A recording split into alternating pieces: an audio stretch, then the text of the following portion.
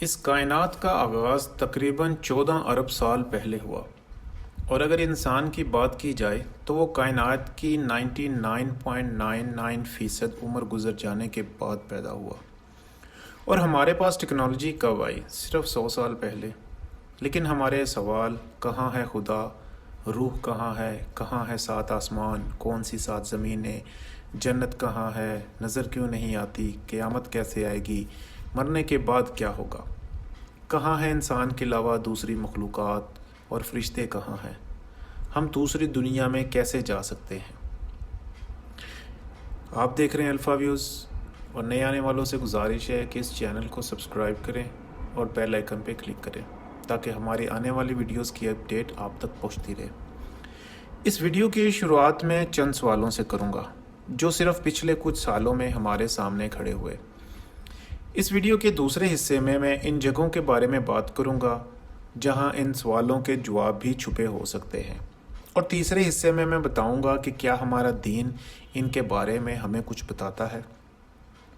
یہ سن 1961 کی بات ہے کہ تب ایک تجربہ ہوتا ہے جس کا نام ڈبل سلٹ ایکسپیریمنٹ رکھا جاتا ہے۔ اس تجربہ میں ایک ایسی رکاوٹ سے الیکٹرانز گزارے جاتے ہیں جس میں صرف 2 سوراخ ہیں۔ اب ہونا تو یہ چاہیے تھا کہ پیچھے دیوار پر صرف 2 ہی جگہ پر الیکٹرانز نمودار ہوتے، لیکن وہ 2 نہیں بلکہ 10 مختلف جگہوں پر ایک ساتھ نمودار ہو رہے تھے، اور وہ بھی ان 2 سوراخوں ہی کی شیپ اور سائز میں۔ لیکن یہ تو ناممکن سی بات ہے، مگر حیران کن طور پر یہ ہو رہا تھا۔ جو کچھ بھی ہم دیکھتے ہیں، محسوس کرتے ہیں، یہ سب مادہ یا میٹر کہلاتا ہے۔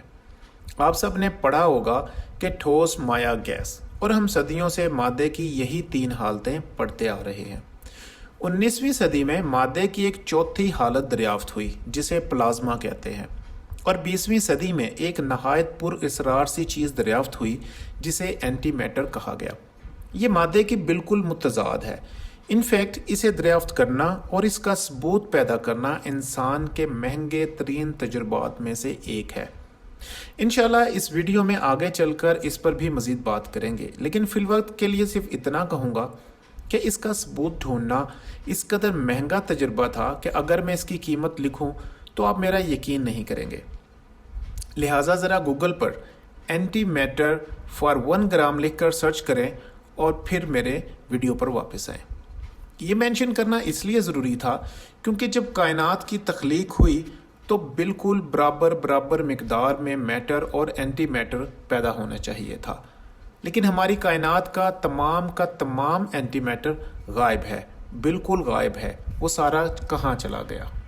1 گرام اینٹی میٹر کی قیمت 62.5 US ٹریلین ڈالر ہے، یعنی $62.5 ٹریلین اس کی قیمت ہے۔ ہمارے پاکستان کے مغربی آسمان میں ستاروں کا ایک جھرمٹ نظر آتا ہے جسے بوٹیز کہتے ہیں۔ اسی کے پیچھے خلا کے پراسرار ترین حصوں میں سے ایک حصہ ہے جسے بوٹیز وائڈ کہتے ہیں۔ بالکل خالی حصہ، نہ کوئی ستارہ، نہ کوئی سیارہ، نہ ہی کوئی کہکشاں، کچھ بھی نہیں ہے۔ لیکن اس کا سائز، بس اتنا لکھوں گا کہ اس کے ایک سرے سے دوسرے سرے تک روشنی 33 کروڑ سال میں پہنچتی ہے۔ انفیکٹ یہ اتنا بڑا حصہ ہے کہ اسے سپر وائٹ کا نام دیا گیا ہے۔ یہ تو دور کی بات ہے، زمین کے قریب آتے ہیں۔ ہمارے پڑوسی سیارے نیپچون سے آگے 7.5 کھرب میل کا حصہ اچانک خالی ہو جاتا ہے۔ نہ کوئی شہاب ثاقب، نہ کوئی ٹوٹا ہوا تارا، صرف خالی خلا اور کچھ بھی نہیں۔ اس علاقے کا نام کوپر کلف ہے۔ 20 اکتوبر 2003 کو ہماری زمین سے 1 ارب سال دور ایک ایسا عظیم الشان سٹرکچر دریافت ہوتا ہے جسے اربوں کہکشاؤں نے مل کر بہت بڑی سی دیوار بنا رکھی ہو۔ اس دیوار کا نام سلون گریٹ وال رکھا گیا۔ اس کا سائز یوں سمجھ لیں کہ ایک سرے سے دوسرے سرے تک روشنی 1.38 ارب سال میں پہنچے۔ لیکن یہ ناممکن سی بات ہے۔ خلا میں کوئی چیز اتنی بڑی کیسے ہو سکتی ہے؟ لیکن ایسا ہی ہوا ہے۔ سلون گریٹ وال موجود ہے اور ہماری خلا کا سب سے بڑا سٹرکچر بھی۔ ایسے ہی سن 2013 میں یورپ کے اسپیس سیٹلائٹ پلانک نے کائنات کا ایک ایسا حصہ ڈھونڈا جو باقی حصوں سے زیادہ ٹھنڈا تھا، اور اس میں 10,000 کہکشائیں غائب تھیں۔ اس کا سائز ایسا ہے کہ روشنی کو بھی اسے کراس کرنے میں 1.8 ارب سال لگے، اور یہ حصہ بالکل ایسا تھا جیسے کسی کپڑے کا کوئی پھٹا ہوا مسنگ حصہ ہو، اور یہ بات تھریڈ میں آگے چل کر بہت اہمیت حاصل کرے گی۔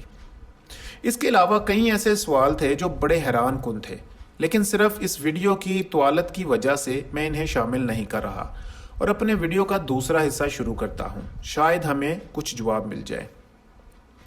پہلی دریافت 1984 میں لارڈ کیلون نے کی تھی، وہی دریافت 1932 میں جان اوٹ نے کی، وہی دریافت 1933 میں فرٹز نے کی کہ بعض سیارے ایسے ہیں جن پر موجود وزن ان کے اپنے وزن سے 400 گنا زیادہ شو ہو رہا ہے، لیکن وہ کس چیز کا وزن ہے وہ چیز بذات خود نظر نہیں آ رہی، لہٰذا اس نظر نہ آنے والے وزن کو ڈارک میٹر کا نام دیا گیا۔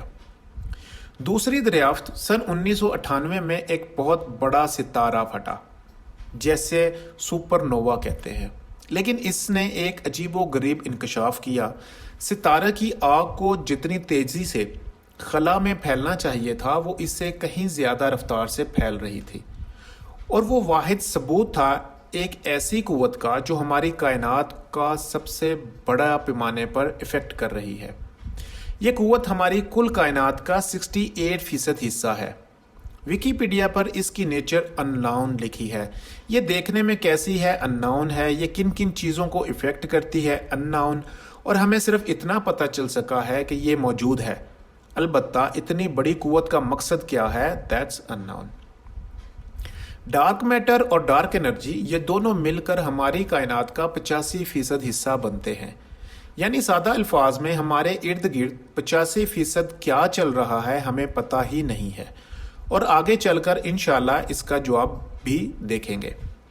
تیسری دریافت ایک میگزین میں نیو سائنٹسٹ کے نام سے، اس میں ایک بڑا عجیب تجربہ درج ہے۔ پیٹر گراہم نے 2006 میں اس کی ٹیم قطب جنوبی یعنی انٹارکٹیکا میں خلا سے آنے والے ہائی انرجی پارٹیکلز پر تحقیق کر رہی تھی، اور اس مقصد کے لیے انہوں نے انیتا نامی ایک مشین سسٹم کا استعمال کیا۔ اب انیتا نے کچھ پارٹیکلز دریافت تو کیے، لیکن ہونے والی دریافت اتنی نامکمل سی تھی کہ اس پروجیکٹ کو مزید 10 سال تک چلانا پڑا۔ ہوا یوں تھا کہ انیتا نے نیوٹرینو نامی پارٹیکلز دریافت کیے جو قدرت کے بھوت کہلاتے ہیں۔ انفیکٹ یہ اتنے انکلوزیو ہیں کہ انہیں صرف ان کی موجودگی ثابت کرنے میں 30 سال لگ گئے تھے۔ یہ کائنات میں موجود کسی بھی چیز سے رابطہ نہیں کرتے، اور ہماری پوری کی پوری زمین ایسے نکل جاتے ہیں جیسے وہ وہاں تھے ہی نہیں۔ ٹھیک اس وقت بھی ہمارے جسموں سے 6.5 کھرب نیوٹرینو ہر سیکنڈ گزر رہے ہیں، لیکن ہمارے جسم سے کوئی انٹریکشن نہیں کر رہے، اور شکر کریں کہ نہیں کر رہے، ورنہ اس وقت آپ کے خون کا ٹمپریچر 4000 ڈگری سینٹی گریڈ تک ہو جاتا۔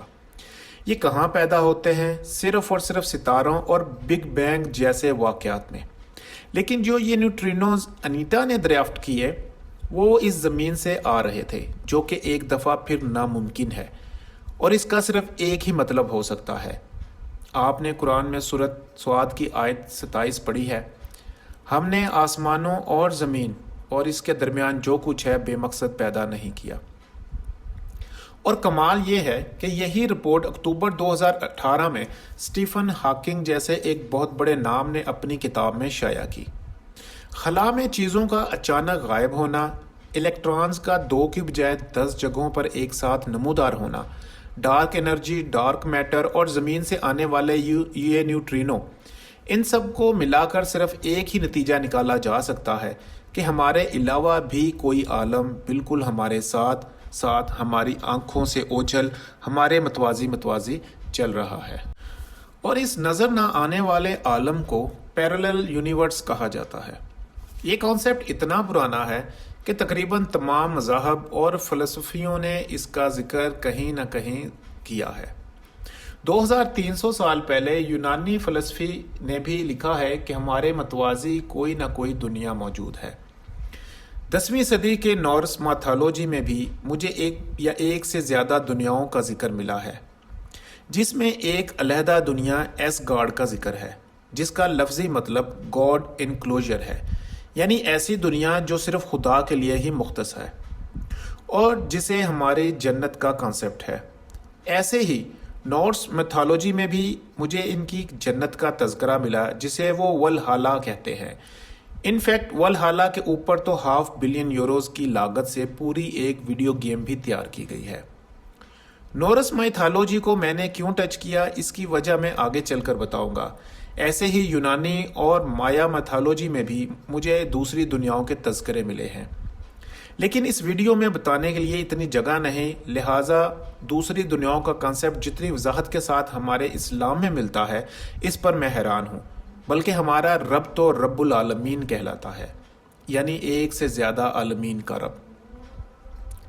اس ویڈیو میں مزید ایک چیز سمجھ لیں کہ ہماری کائنات میں جو کچھ ہمیں نظر آ رہا ہے اور جو کچھ ہماری مشینری دیکھ سکتی ہے، جہاں تک ہماری نگاہ جاتی ہے، یہ ہمارا ہبل والیوم کہلاتا ہے۔ اسے ایک بہت بڑی گیند کی شکل میں تصور کریں تو ہم ایک ایسے ہبل والیوم کا صرف 15% حصہ ہی اسٹڈی کر سکتے ہیں، کیونکہ ہم 3 ڈائمینشنز کے اندر قید ہیں۔ ہماری کل پہنچ صرف آگے، پیچھے، اوپر نیچے اور دائیں بائیں حرکت تک محدود ہے۔ اس کے علاوہ ہماری اس کائنات میں ایسی ڈائمینشنز موجود ہیں جس میں ہونے والے واقعات اور اس میں پائے جانے والی مخلوقات ہمارے ادراک سے باہر ہے۔ آپ کو وہ واقعہ یاد ہے جب ابو جہل کو خبر ملی کہ نبی کریم صلی اللہ علیہ وآلہ وسلم مسجد حرام میں نماز ادا کر رہے ہیں، تو وہ غصے میں بھرا ہوا کعبہ کی طرف چل پڑا کہ معاذ اللہ میں آج آپ کو نقصان پہنچاؤں گا۔ البتہ جب نبی کریم کی طرف بڑھا تو لوگوں نے دیکھا کہ اچانک اس نے اپنے ہاتھوں سے اپنا بچاؤ کیا اور پیچھے کی طرف ہٹا۔ بعد میں اس نے کہا تھا کہ میرے اور آپ کے درمیان ایک بہت بڑی خندق، عجیب ہولناک مخلوق اور بہت سارے پر حائل ہو گئے تھے، اور نبی کریم نے فرمایا تھا کہ اگر وہ میرے قریب آتا تو فرشتے اس کی بوٹیاں اچک لیتے۔ اس کی آنکھوں کے سامنے کون سی دنیا منکشف ہو گئی تھی کہ اس کے چہرے کا رنگ پیلا پڑ گیا اور وہ دور بھاگ کھڑا ہوا۔ ہمارے متوازی دنیا میں کون سی مخلوقات اور واقعات جنم لے رہے ہیں؟ کیا جنات اور شیاطین بھی ایک علیحدہ ڈائمینشن میں موجود نہیں؟ سورۃ اعراف کی آیت 27 میں بھی آپ نے پڑھا ہوگا کہ شیاطین اور اس کے گروہ تمہیں وہاں سے دیکھتے ہیں جہاں سے تم انہیں نہیں دیکھتے۔ یقیناً کچھ دنیایں تو ہمارے ارد گرد ہی مختلف ڈائمینشنز میں موجود ہیں، لیکن ہماری کائنات میں شاید 6 سے زیادہ ڈائمینشنز نہ ہوں، کیونکہ یہاں پر فزکس کے قوانین کا کافی حد تک اطلاق ہوتا ہے۔ البتہ ہمارے ہبل والیوم کے باہر کون سی ڈائمینشنز اور فزکس کے کون سے قوانین لاگو ہیں، سائنس کے ذریعے شاید ہم سوچ بھی نہیں سکتے، اور شاید اس لیے سورۃ رحمان کی آیت 33 میں آیا ہے کہ اے جنوں انس کے گروہو، اگر تمہیں قدرت ہو کہ زمین اور آسمان کے کناروں سے نکل سکتے ہو تو نکل جاؤ، تم نہیں نکل سکتے سوائے خصوصی اجازت کے۔ لیکن مزے کی ایک بات بتاؤ، دوسری دنیاؤں کی سب سے واضح اور حقیقی جھلک تمام ادیان کے مقابلے میں صرف اسلام میں ملتی ہے۔ آپ کو یاد ہے سورۃ بقرہ کی ایک آیت میں اللہ تعالیٰ نے مچھر کی ایک مثال بیان کی تھی۔ اس پر جھٹلانے والوں نے بڑا مذاق اڑایا تھا کہ یہ اللہ تعالیٰ اتنی چھوٹی چیز کی مثال کیوں بیان فرما رہا ہے، اور اگلی آیت میں اس کے جواب میں آیا کہ چھوٹی مثال سے اللہ تعالیٰ بہت سوں کو ہدایت دیتا ہے۔ آپ سائنس اور فلسفے کے ایک اصول ایکومز ریزر سے واقف ہیں۔ آسان الفاظ میں اس اصول کے مطابق جواب ہمیشہ چھوٹی چیزوں میں دھیان دینے پر ملتا ہے، اور ایسے جب ہم مادے کی چھوٹی سے چھوٹی اکائی یعنی ایٹم اور الیکٹریکلز پر دھیان دینا شروع کیا تو ہمیں ٹریسز ملنا شروع ہوئے ہیں کہ اس سکیل پر تو ہمارے لاز آف فزکس کی دھجیاں اڑتی ہوئی نظر آ رہی ہیں۔ یہاں تو اشارے ہی دوسری دنیاؤں اور کائنات کے حوالے سے مل رہے ہیں۔ الیکٹرانز اپنے مدار میں گھومتے گھومتے اچانک غائب ہو جاتے ہیں، اچانک سامنے آ جاتے ہیں۔ آپ کو یاد ہے میں نے بتایا تھا کہ بگ بینگ کے دوران جتنا بھی میٹر پیدا ہوا اس کے برابر اینٹی میٹر بھی پیدا ہوا ہوگا، لیکن وہ سب کا سب کہاں گیا کوئی نہیں جانتا، کم سے کم وہ اس کائنات میں نہیں ہے، کیونکہ اگر وہ ہمارے ہی کائنات میں ہوتا تو ہمیں اب تک علم ہو جاتا، کیونکہ میٹر اور اینٹی میٹر کے کانٹیکٹ میں آتے ہی ایک زوردار دھماکہ ہوتا ہے۔ اس سے انتہائی طاقتور گیمگا ریز خارج ہوتی ہیں، لیکن اینٹی میٹر ایک حقیقت ہے اور 1995 میں پہلی دفعہ سرن لیبارٹری میں بنایا گیا، لیکن اب یہ مصیبت تھی کہ اسے رکھا کہاں جائے، کیونکہ اس نے کسی بھی عام میٹر کے ساتھ کانٹیکٹ میں آتے ہی دھماکہ کرنا تھا۔ لہٰذا پیننگ ٹریپ نامی ایک خاص ڈیوائس بنائی گئی جو ہوا سے بالکل خالی تھی، اور اس میں الیکٹرو میگنیٹک کی فیلڈ کی قوت سے اینٹی ہائیڈروجن کو 17 منٹ تک سرن لیبارٹری میں پرزرو کیا گیا۔ عبداللہ ابی دنیا کے 8ویں صدی کے عراقی عالم تھے۔ ان کا ایک قول ہے کہ مغرب کی طرف ایک زمین ہے، اس کی سفیدی اس کا نور ہے، وہاں اللہ کی ایک مخلوق ہے جس نے کبھی لمحہ بھر بھی اس کی نافرمانی نہیں کی۔ لوگوں نے پوچھا کہ پھر شیطان ان سے کہاں ہے؟ فرمایا کہ یہ بھی نہیں معلوم کہ شیطان پیدا کیا گیا ہے کہ نہیں۔ پوچھا کیا وہ بھی انسان ہے؟ فرمایا کہ ابن آدم کی پیدائش کا بھی علم نہیں۔ ہم اس روایت کی سچائی کے بارے میں تو بحث کر سکتے ہیں، لیکن کیا یہ ناممکن ہے؟ کیا صورت بنی اسرائیل میں نہیں ہے کہ ہم نے بنی آدم کو اپنی بہت سی مخلوقات پر فضیلت دی؟ یاد رکھیے آیت میں لفظ بہت سی مخلوقات کا لفظ ہے، سب مخلوقات پر فضیلت کا نہیں۔ اب ایک نہایت اہم سوال، کیا ہم دوسری دنیاؤں میں داخل ہو سکتے ہیں؟ اور کیا ہوگا اگر دوسری دنیایں مل جائیں؟ اور ان دوسری دنیاؤں میں آخر ہے کیا؟ ان سب کی ویڈیو انشاءاللہ میں اپنی نیکسٹ ویڈیو میں آپ کو بتاؤں گا۔ اللہ حافظ۔